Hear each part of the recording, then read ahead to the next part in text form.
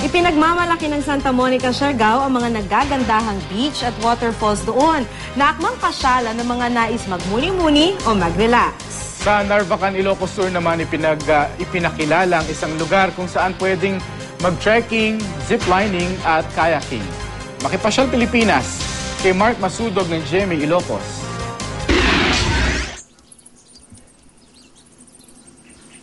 Pwedeng pagsabay ng exercise at relaxation sa Narvacan, Ilocos Sur. Samut-saring aktibidad ang naghihintay para sa mga adventure dito sa bundok sa Barangay Bulanos.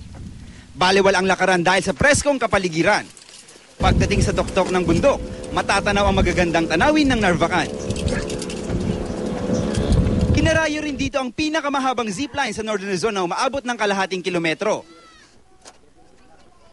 At kung water adventure naman ang hanap, may kayaking din sa Narvacan.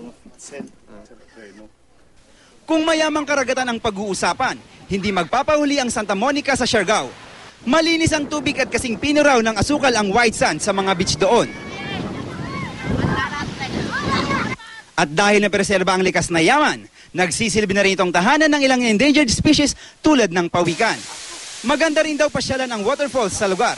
Natiyak ng kagigiliwan lalo ng mga chikiting na gustong magtampisaw.